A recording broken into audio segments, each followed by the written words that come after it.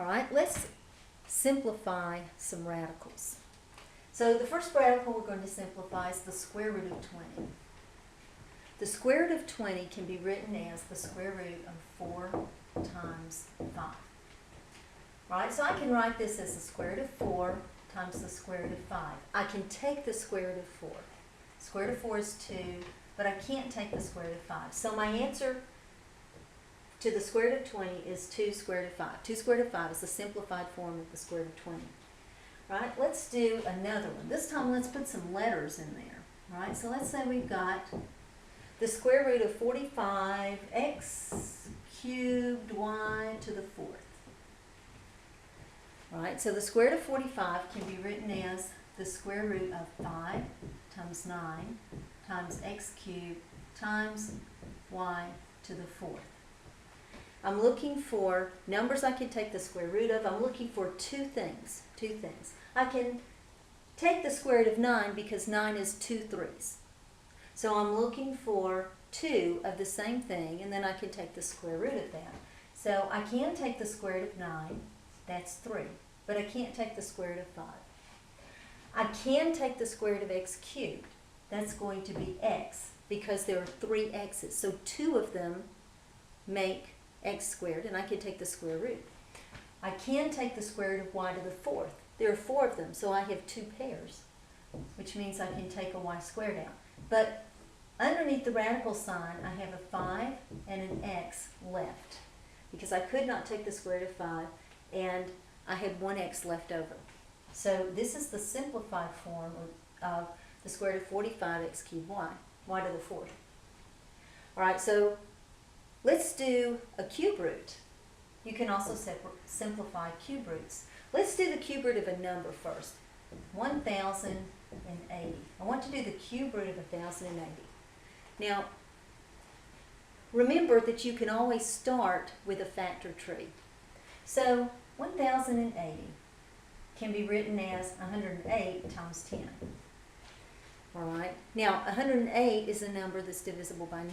How do I know that? Well, I know that because 8 plus 1 is 9. If you add up the digits of the number and you get a number divisible by 9, then the original number is divisible by 9. So 9 will go into 108. 9 goes into 10 one time, and there's 1 left over, so 9 goes into 18 2 times.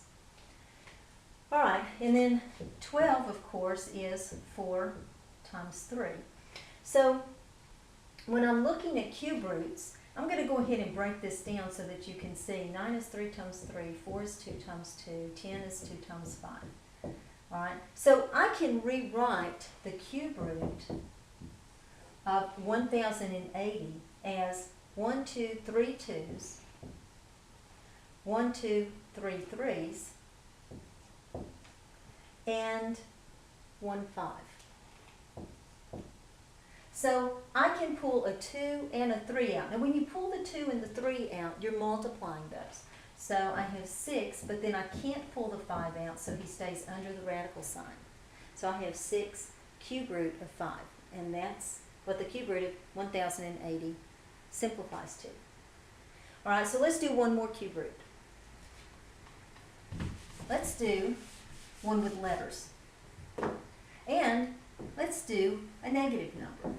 Negative 16 x to the 3rd y. All right. Now, we can take an odd root of negative numbers. You cannot take the square root of negative numbers in the real number system, but you can take the cube root of a negative number. And that negative sign is just going to come out because the cube root of negative 1 is negative 1. So I'm going to go ahead and pull him out.